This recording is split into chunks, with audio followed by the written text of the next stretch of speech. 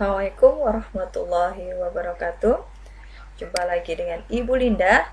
Kita masih melanjutkan materi IPA. Minggu yang lalu kita sudah masih belajar tentang listrik statis.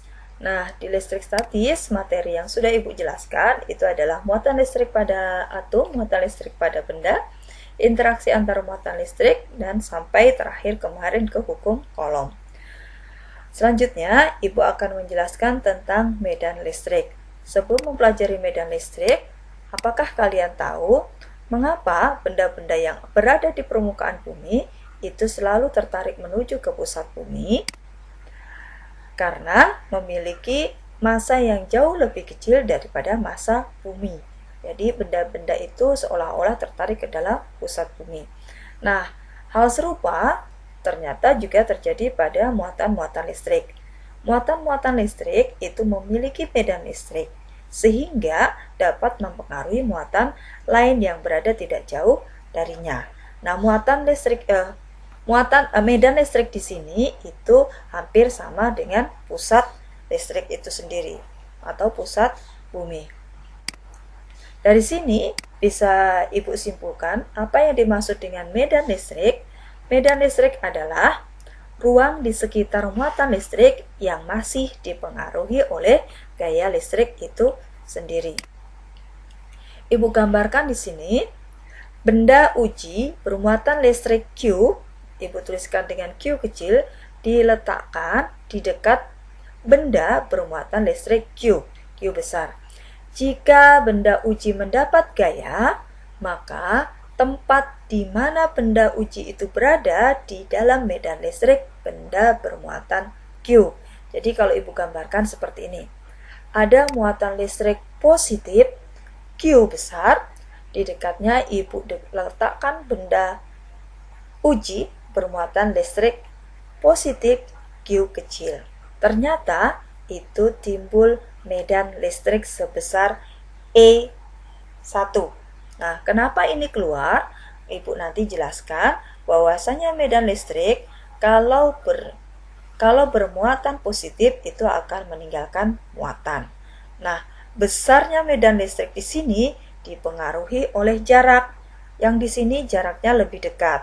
Yang kedua, jaraknya lebih jauh. Nah, semakin jauh letak benda uji dari benda bermuatan Q, maka gaya pengaruhnya semakin kecil, sehingga kuat medan listriknya juga akan semakin kecil. Nah, ini bisa dianalogikan seperti ini.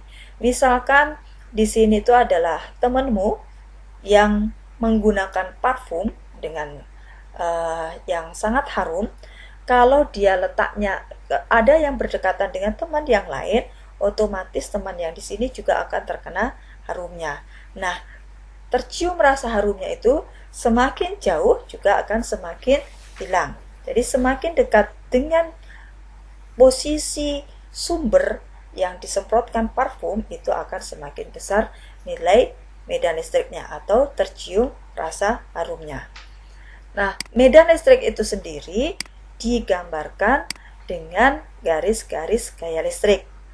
Garis-garis gaya listrik medan listrik, kalau dia bermuatan positif, arah garis gaya listrik akan meninggalkan muatan. Jadi nanti digambarkan seperti ini.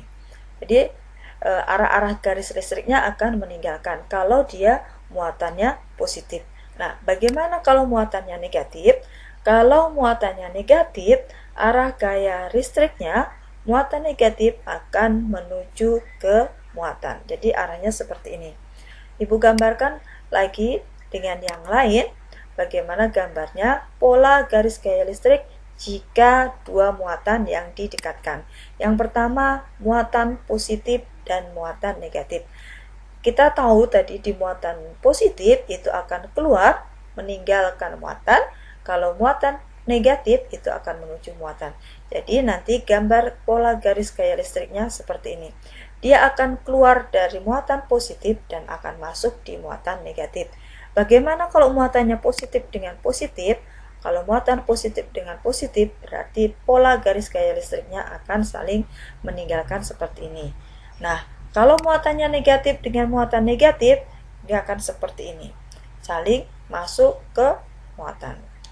Kalau Ibu gambarkan lagi antara muatan positif dengan muatan negatif, dia akan meninggalkan dari muatan positif menuju ke muatan negatif. Itu pola garis gaya listrik jika dua buah muatan yang saling didekatkan. Oke? Ibu lanjutkan. Nah, bagaimana cara mengukur kuat medan listrik? Benda bermuatan listrik Q didekatkan dengan benda uji bermuatan Q berjarak R. Nah, besar kuat medan listrik di titik benda uji adalah gaya listrik yang ditimbulkan benda bermuatan dibagi dengan muatan uji. Jadi, bisa Ibu gambarkan sekali lagi seperti ini. Muatan positif Q didekatkan dengan muatan positif benda uji di sini Q, terpisah dari sejauh R. Ini jaraknya sejauh R, ternyata menimbulkan medan listrik sebesar E. Nah, besarnya medan listrik di sini bisa dirumuskan E sama dengan F dibagi dengan Q. F di sini adalah gaya listrik, Q di sini adalah muatan listriknya. Nah, kenapa ini meninggalkan? Karena kita tahu tadi bahwa di muatan positif itu akan meninggalkan muatan. Kita tahu bahwa di hukum kolom F itu dirumuskan K Q per R kuadrat. Jadi besaran ini F di sini Ibu ganti menjadi K Q per R kuadrat. Ini Q-nya tetap ya. Dari sini nanti bisa saling menghilangkan, Q dengan Q bisa saling menghilangkan, sehingga persamaan E atau mencari besar kuat medan listrik dirumuskan E sama dengan K dikalikan Q per R kuadrat, di mana E itu adalah medan listrik dengan satuan Newton per kolom, sedangkan Q itu adalah muatan sumbernya dengan satuan kolom.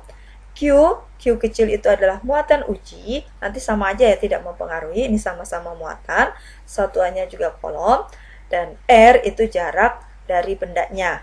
Jarak antara Q benda bermuatan listrik dengan benda ujinya. Sedangkan F itu adalah gaya atau gaya kolom dengan satuan Newton. Diingati ini satuannya ya. Nanti pada saat mengerjakan soal, kalau masih dalam nano kolom, mikro kolom, harus dirubah dulu dalam kolom. Faktor pengalinya yang minggu lalu sudah Ibu jelaskan. Bisa dibuka kembali. Oke? Ibu lanjutkan ke contoh soalnya. Contoh soal Ibu di sini, berapakah kuat medan listrik yang terjadi pada muatan 4 nanokolom? Di sini muatannya 4 nanokolom dan gaya kolom sebesar 400 Newton. Dari soal nanti akan diketahui F itu adalah gaya kolomnya 400 Newton. Ibu tulis dengan notasi ilmiah 4 kali 10 pangkat 2 Newton. Nah, Q-nya muatannya ternyata 4 nanokolom. Nano faktor pengalinya adalah 10 pangkat minus 9. Sehingga didapati 4 dikalikan 10 kali 4 kali 10 minus 9 kolom. Yang ditanyakan adalah E. Dari persamaan yang sudah dijelaskan tadi, bahwasanya untuk menghitung E sama dengan F dibagi dengan Q. Nah, kita akan masukkan nilai F di sini adalah 4 kali 10 pangkat 2. 4 kali 10 pangkat 2 dibagi dengan 4 kali 10 minus 9. 4 dibagi 4, nanti nilainya 1, habis. Nah, di sini 10 pangkat 2 dibagi dengan 10 pangkat minus 9 akan didapatkan, tinggal naik ya, atau pergi ke atas, jadi pangkatnya tinggal ditambahkan. Kalau yang tadinya negatif, kalau pergi ke atas menjadi positif, atau boleh dituliskan 2 dikurangi minus 9, sehingga hasilnya adalah 10 pangkat 11 Newton per kolom. Ini contoh soal yang pertama. Ibu contohkan soal yang kedua. di sini Ibu punya satu soal lagi. Soalnya, berapa watt medan listrik pada sebuah titik akibat muatan sebesar 5 mikrokolom yang berada pada jarak 30 cm dari titik tersebut. Nah, ini kebetulan jawabannya nanti dalam pilihan ganda. Nanti kalian harus menjawab paling tepat. Dari soal, Ibu ketahui, yang diketahui adalah Q-nya sebesar 5 mikrokolom. Faktor pengali dari mikro itu adalah 10 minus 6. Jadi, 5 kali 10 minus 6 kolom. Sedangkan R 30 cm. Kalau 30 cm itu sama aja dengan 0,3. Kalau dituliskan dengan notasi ilmiah, 3 kali 10 minus 1 meter. Berapakah nilai E-nya? Dari sini kita bisa menggunakan rumus yang satunya tadi. E sama dengan K dikalikan Q dibagi R dikuadratkan. Nilai K itu ketetapan Boltzmann, nilainya sama, masih 9 kali 10 pangkat 9. Kalau kita uraikan satu persatu, K sama dengan 9 kali 10 pangkat 9 dikalikan dengan Q 5 kali 10 minus 6 kolom dibagi, di sini kuadrat ya, 3 kali 10 minus 1 kuadrat. Nah, dari sini Ibu akan ngalikan 9 dengan 5, hasilnya itu adalah 45. 10 pangkat 9 dikalikan dengan 10 minus 6, itu akan dihasilkan 10 pangkat 3. Sedangkan 3 dikuadratkan itu adalah 9. Terus 10 minus 1 dikuadratkan menjadi 10 minus 2.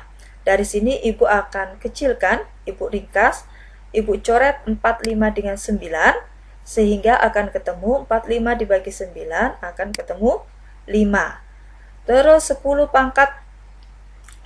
pangkat 3 dibagi dengan 10 minus 2 itu sama aja dengan dikurangkan. 3 dikurangi minus 2 akan menjadi 5. Sehingga hasil akhirnya adalah 5 kali 10 pangkat 5 Newton per kolom.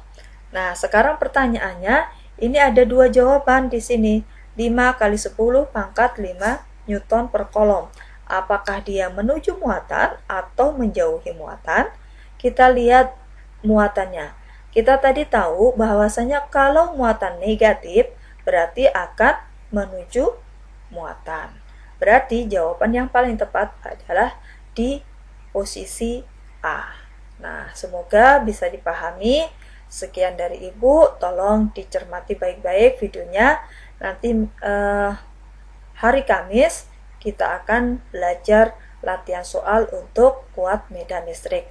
Wassalamualaikum warahmatullahi wabarakatuh.